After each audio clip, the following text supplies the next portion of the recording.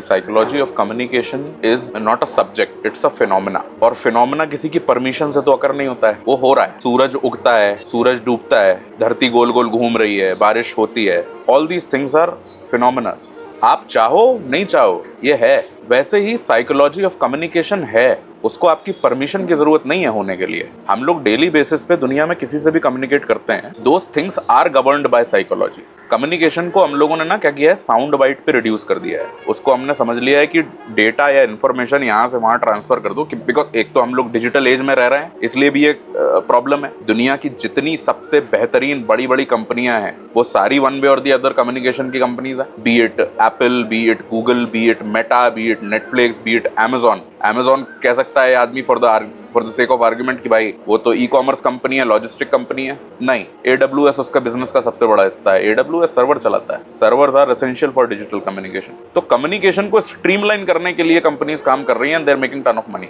क्यों लगता है आपको कि हम जो रोजमर्रा की जिंदगी में बात करते हैं लोगों से आपस में, कई बार हम जो बात कर रहे होते हैं, जो कहना चाहते हैं, लेकिन इंसान जो समझता है उन चीजों में बहुत फर्क होता है। क्योंकि पैटर्न क्या है, हमको लगता है कि कॉन्शियसली ये फील करते हैं हम कि आपने एक मैसेज दिया तो आप एक हो गए सेंडर मैसेज के, फिर एक मैसेज आ गया जो आपने दिया और मैं रिसीविंग एंड पे हूं तो मैंने रिसीव कर लिया और वहां पे खत्म हो जाता है। नहीं, आपकी अपनी कोई दिमागी हालत है, आपका अपना कॉन्टेक्स्ट है, आपके अपने इमोशनल बायसेस हैं, आप अपने कॉग्निटिव बायसेस हैं। उन सारी चीजों से प्रोसेस होके आपका मैसेज निकला है। और फिर वही सारी चीजें मेरे पास भी हैं, वही सारे बायसेस मेरे पास भी हैं, एक कॉन्टेक्स्ट, एक बैकग्राउंड मेरे पास भी है। और जब वो मेरे तक पहुंचेगा तो उन सारी चीजों से फिल्टर होके पहुंचेगा। तो मेरा जो इंटरप्रिटेशन है आपके मैसेज का वो जरूरी नहीं है वही हो जो आपने बोला है। तो ये प्रॉब्लम होती है। इसीलिए ये प्रॉब्लम हर जगह है, हर तरीके के रिलेशनशिप में, personal relationship, professional relationship, intimate relationship, माँ बाप से, भाई बहन से, हर तरीके के रिश्तों में दिक्कत है।